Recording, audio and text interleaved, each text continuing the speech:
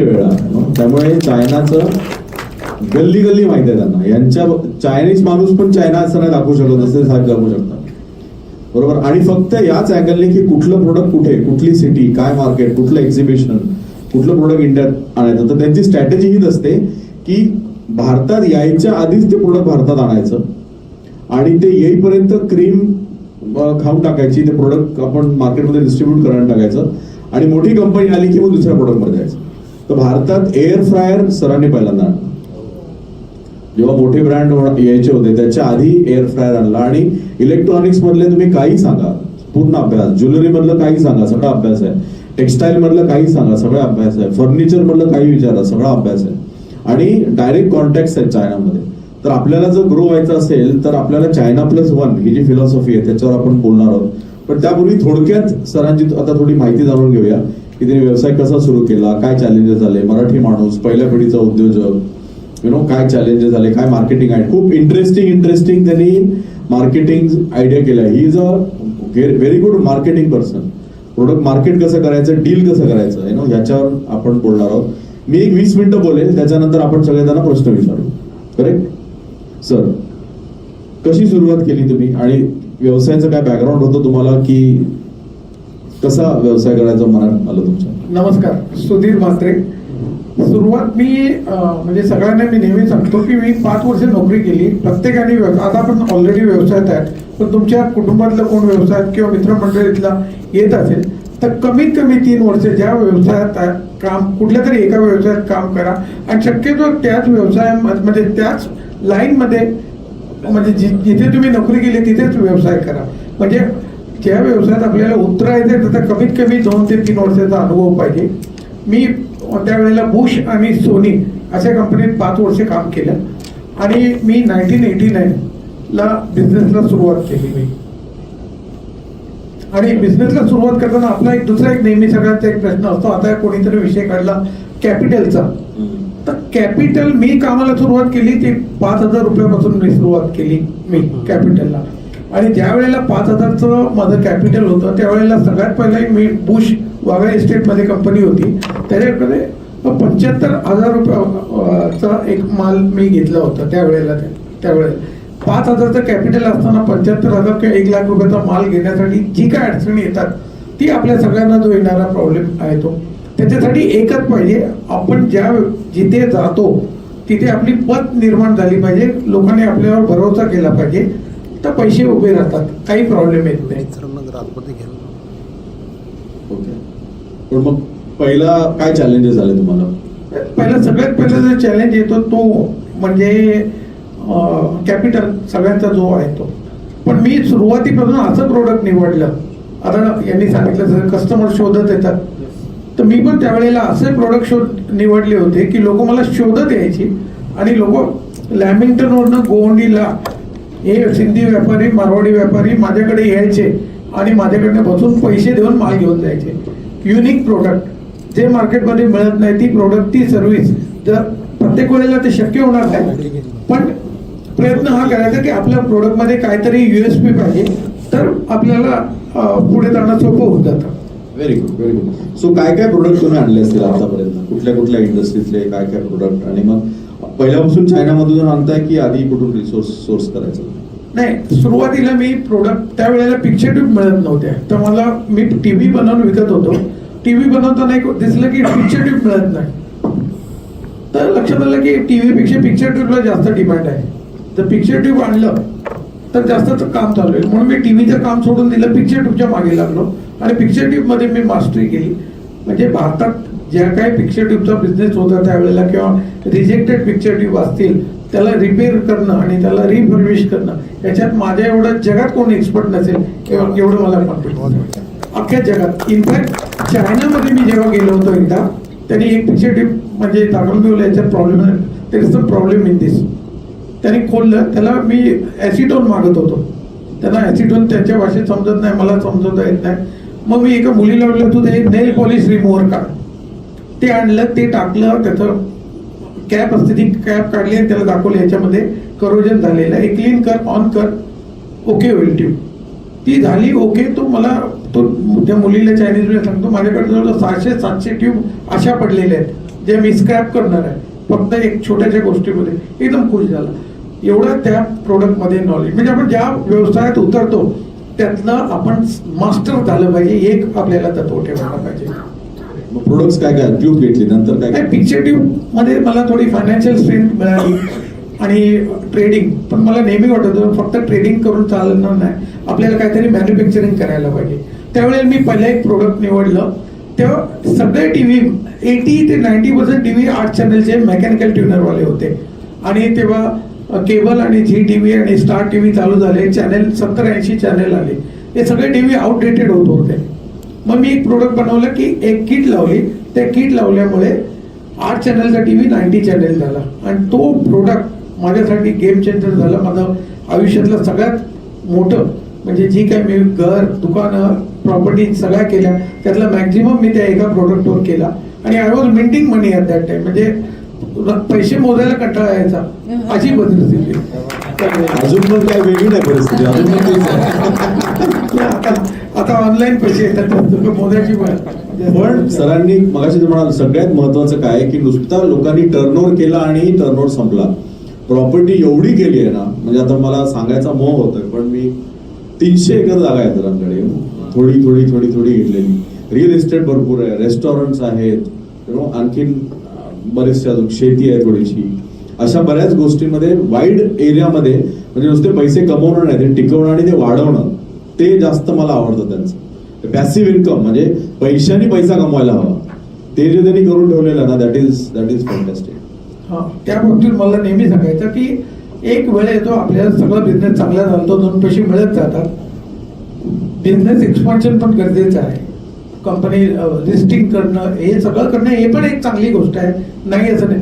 पण शक्यतो काहीतरी पॅरलल एक काही पर्सेंटेज रिअल इस्टेटमध्ये गुंतवून ठेवा. कधी संकट आलं, फायनान्शियल लॉसेस झाले, कुठल्या बिझनेसमध्ये काय अडचण आली, काय आले, त्यावेळेला आपल्याला एक बफर असतो की आपल्या पाठी हे सपोर्ट आहे. एक त्यांनी फायनान्शियल स्टॅबिलिटी देते, एक मेंटल स्टॅबिलिटी देते. म्हणून थोडे पैसे नक्की. आणि आता कोण पालघरचा कोणी मेन्शन केला आता त्यावेळी, तर पालघर आहे आता पनवेल मध्ये कोणी राहणार आहे. आज पनवेल मध्ये जो कोणी इन्व्हेस्टमेंट करेल, मी रिअल इस्टेट मध्ये डील नाही करत आहे, तुम्हाला प्रमोट नाही करत, पण सांगतो पालघर, नवी मुंबई तर आता आउट ऑफ रीच झालं, म्हणजे इन्व्हेस्टमेंटच्या हिशोबाने चांगलं नाही. पण मुंबई 3 जे पेन पनवेल भाग आहे किंवा पालघर आहे, इकडे आपलं काहीतरी गुंतवणूक करून ठेवा, जे तुम्हाला इट विल गिव्ह मल्टिपल मध्ये होईल. ते म्हणजे आपला कोर बिझनेस करत असतानाच साईड बाय साईड काहीतरी एक आपलं एक ऍसेट जनरेशन. ते बघा 2 गोष्टी आपल्याला फायदा देतात, एक सोनं आणि एक जागा. जागेचं असं वैशिष्ट्य आहे, सोनं आपल्याकडे where your inefficiency will pay you. एक लक्षात ठेवा, आज विकायला पाहिजे जागा, आज नाही विकली जाऊ दे, कंटाळा आला, आता 6 महिन्यांनी विकू, पैसे कमी होत नाही, वाढतच जातात. म्हणून this is the only business where your inefficiency will pay you. Land होला तर त्याच्यात थोडं आपलं कोर बिझनेसवर 90% ठेवा, कोर बिझनेसवर फोकस. तरी 10%, 15%, 20% काहीतरी ठेवा, तो संकटाच्या वेळेला कामाला येईल. Very good, very good. Sir आता आपण ना बघतोय की सगळेजण, आणि मला नेहमी असं वाटत असताना मी जेव्हा अशा मेंबर्सना भेटतो ना, मला तुमची आठवण येते की 20-20 वर्ष एकच प्रोडक्ट घेऊन बसलेत, एकाच प्रोडक्ट मध्ये करतायत. त्यात कॉम्पिटिशन वाढली आहे, मार्जिन कमी झालेलं आहे, मोठे इंटरनॅशनल प्लेयर आले आहेत आणि आपण एकच प्रोडक्ट घेऊन बसलोय. आणि मला आज हॅमर तुमच्या थ्रू हेच करायचं आहे की प्रत्येकाने आपल्या फील्डमध्ये एक नवीन प्रोडक्ट लॉन्च करायला बघा. तर आता तुम्ही सगळ्यांचे ऐकले, तुम्ही कुणाला जे आठवते काय काय सजेस्ट करू शकता? नाही, आता मी जनरल सांगतो तुम्हाला, एक स्पेसिफिक नाही सांगत. 3M सगळ्यांना कंपनी माहिती असेल. 3Mच्या रेव्हेन्यूच्या 20 का 30% नवीन प्रोडक्ट डेव्हलपमेंट मध्ये टाकतात. स्कॉच ब्राईट कुठली त्यांचा प्रोजेक्टर आहे, त्यांची कारचे ऍसेसरीज मध्ये ते मास्टर आहे, सगळ्या याचे केमिकल मध्ये मास्टर आहे ते. म्हणजे त्यांची रेंज ऑफ प्रोडक्ट बघा काय आहे त्यांचे. तर आपण आपला कोर बिझनेस चांगला चालत असताना आणि चांगले पैसे मिळत असताना त्याच वेळेला आपण दुसरा प्रोडक्ट शोधलं पाहिजे. नाहीतर आपलं नोकिया, नाहीतर ब्लॅकबेरी, कोडॅक हे आपल्या समोरची उदाहरण आहेत. म्हणून कुठला तरी एक नवीन प्रोडक्ट चालू करायचा. ज्या वेळेला आमचा टीव्हीचा बिझनेस एकदम फुल स्विंग, फुल जोरात चालू होता, सगळे त्याच्यावर होतं, त्यावेळेला मी स्मार्ट बोर्डचं काम चालू केलं. स्मार्ट बोर्ड आणले त्यावेळेला 4 लाख रुपयाला मला पडला आणि ते काय कोणी विकत घेत नव्हतं, विकलं जात नव्हतं. पण बोला हा प्रोडक्ट नक्की विकेल. आज आमचा मेजर बिझनेस तो आहे आणि त्याचं पोटेन्शियल 30 to 40% ग्रोथ आहे त्या बिझनेसची. तर आपण जर पहिलंच आणि आमच्या टीव्हीशी रिलेटेड प्रोडक्ट होता म्हणून आपण प्रत्येक जण आपल्या बिझनेसशी रिलेटेड. आता मी साहेबांशी बोललो ते नाही आम्ही फक्त गोल्ड विकतो, चांगलं आहे गोल्ड विका, पण एक ट्रेंड आहे 9 to 7 सिल्वर ज्वेलरी. तेच दुकान तेच माणसं, थोडासा एखाद माणूस वाढवला तुमचा तर ऍडिशनल एक वर्टिकल होते. 9 to 7 चा बिझनेस पण आता खूप वेगाने वाढतो. फक्त मी एकच प्रोडक्ट करतो सांगणं म्हणजे आमची कुठेही शाखा नाही वाला हिशोब झाला. अवॉइड करायला पाहिजे आपल्याला. कुठे शाखा नाही कारण आहे तीच झेपत नाही. तर आपण आता जसं मगाशी म्हणालो की रायझिंग एलिट मध्ये आपला अप्रोच आहे ना हा होलिस्टिक आहे. तुम्ही जर 5 वर्ष 10 वर्ष 15 वर्ष बिझनेस करताय, तुमच्याकडे 1000 1500 2000 क्लायंट आहेत, तर नवीन क्लायंट शोधण्यापेक्षा त्याच क्लायंटला दुसरा प्रोडक्ट विकायचा हे मॅनेजमेंट टेक्निक आहे.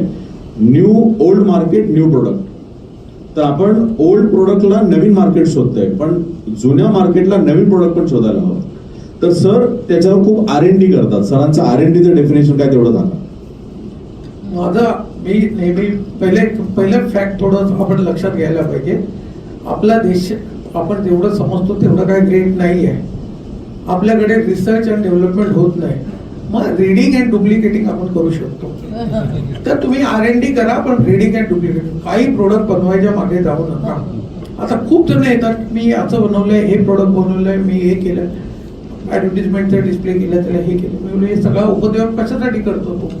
हे ऑलरेडी चायनामध्ये एवढ्या स्वस्त मिळतं, तुझं ओबडधोबड कुणी घेणार नाही.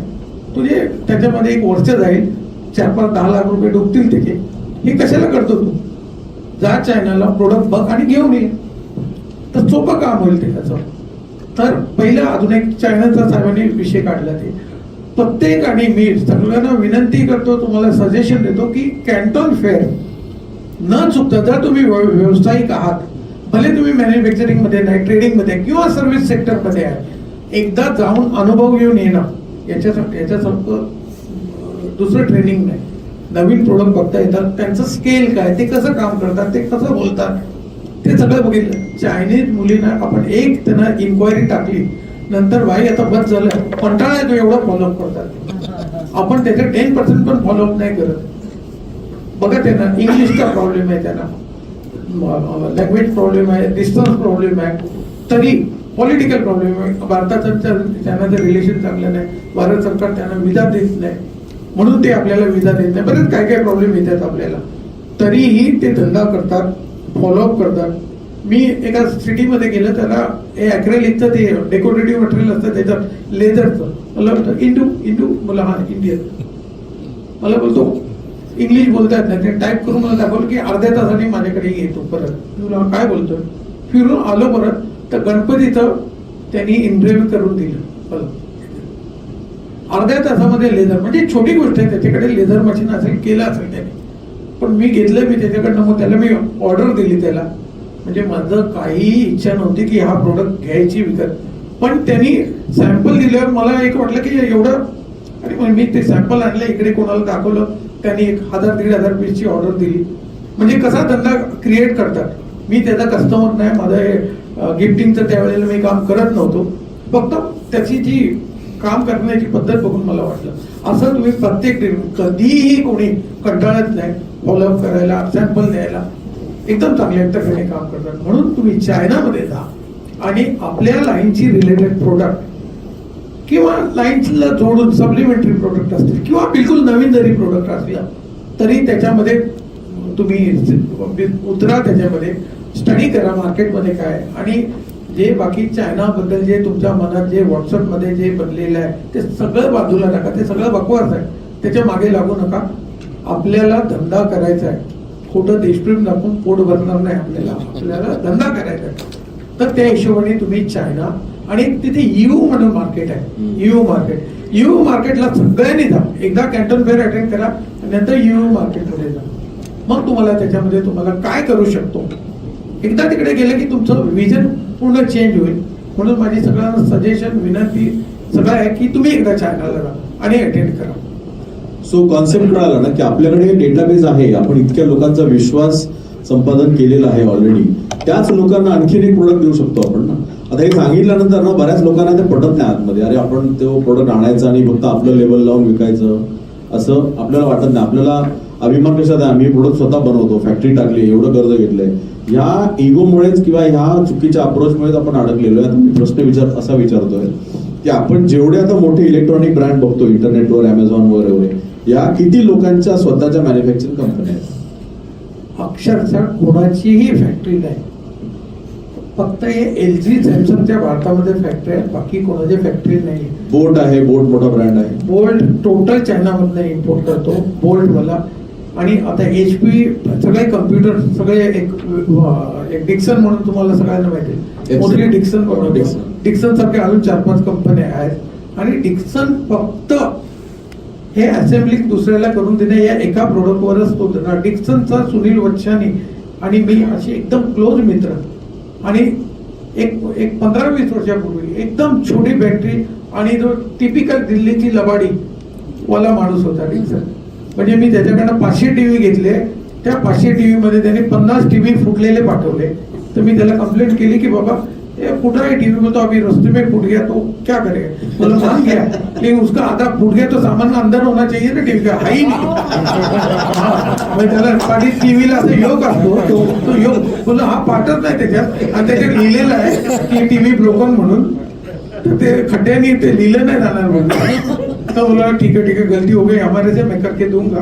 अजून दिलं नाही, पण दोस्ती चांगली. आताही फोन केला तर लगेच उचलेल. तो आज जवळजवळ 80-90 हजार कोटीचा मालक आहे, आता फोन केला तरी उचलेल. तर ही आपण जे मॅन्युफॅक्चरिंग आता आहे, कोणी स्वतःची फॅक्टरी चालवत नाही. सगळे ब्रँड, आणि फक्त भारतातले नाही जगातले सगळे ब्रँड, सगळे प्रोडक्ट 99% किंवा 90% असतील चायनामध्ये बनतात. व्हाईट लेबलिंग म्हणतो त्याला.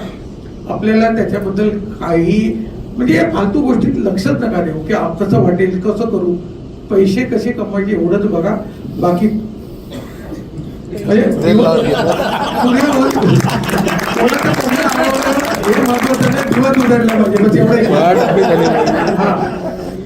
आणि सगळे मोठे ब्रँड लुई विटॉन किंवा अरमानी हे सगळे चायनामध्ये बनवतात. एकूण एक ब्रँड. आता जर परफ्यूमचं एक इटालियन कंपनी आहे, ती जगातल्या 70%-80% परफ्यूम ते एका कंपनीत होतात. आज ह्या कंपनीचे, उद्या त्या कंपनीचे, परवा त्या कंपनीचे, सगळे परफ्यूम एकाच. ग्लासेस, सनग्लासेस पण जगातले 60-70% सनग्लासेस ती एक कंपनी बनवते आणि फक्त व्हाईट लेबलिंग करतात. आणि लोक आता ब्रँड बनवण्यामध्ये किंवा फीचर वाढवण्यामध्ये लक्ष देतात, मॅन्युफॅक्चरिंग मध्ये कोण करत नाही. आणि आपल्याला एक अभिमान, मी तुम्हाला उदाहरण सांगतो की मी टेलिफोन, एक चांगला टेलिफोन मिळाला, बोला मी मोल्ड घेतला, त्याला बनवायला घेतली.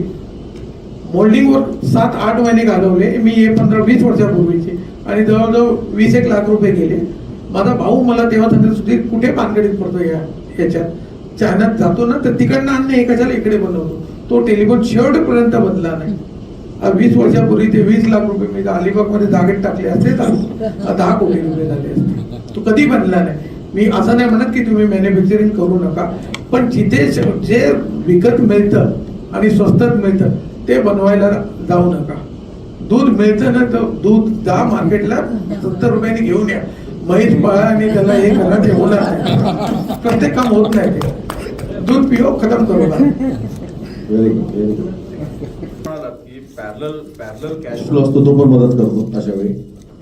पॅरलल कॅश फ्लो पेक्षा जी मगाशी तुम्हाला सांगितली property, rental income, passive income, आणि ज्या माझ्या जागा होत्या त्या विकून मी एकदम तरलो, नाही तर खूप अडचणीत आलो असतो. कारण एक वेळ असं होतं की गव्हर्नमेंटमध्ये 30 कोटीचा माल दिला होता, ते पैसे त्यांनी 7 महिने ओरिसा गव्हर्नमेंटने पैसे दिले नाही. त्याच वेळेला ते 10-15 करोडचे प्रिंटर अडकले होते, त्याच वेळेला ते विंग स्केल अडकले. म्हणजे 70-80 कोटी रुपये 1 वर्ष ब्लॉक झाल्या. बँकेने लिमिट कमी केलं. म्हणजे तुम्ही विचार करू शकत नाही एवढे सगळे प्रॉब्लेम. तकलीफे आती तो अकेले नाही आती, विलकी आती आहे.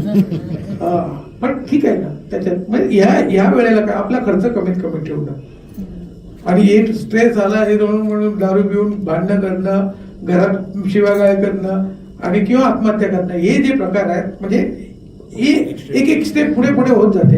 हे सगळं टाळलं पाहिजे. हे अपयश येतं. रात्र आहे, अंधेरा आहे, सुबह होगा ही होगा. क्या बात है. आणि दुसरं एक महत्वाचं बघा, आपले खूप चांगले दिवस असतात, तर कधी खराब होतात तेव्हा चांगले दिवस राहिले नाही ना, आणि खराब दिवस झाले मग खराब दिवस पण नाही राहणार, चांगले दिवस पण येतील. म्हणून थोडंसं या गोष्टीला पार्ट ऑफ बिझनेस म्हणून सांगतो, पॅरलल 2-3 बिझनेस लाईन पाहिजे, एक पॅसिव्ह इन्कम पाहिजे, म्हणजे डाल रोटी का प्रॉब्लेम कमी आता नाही. म्हणून एक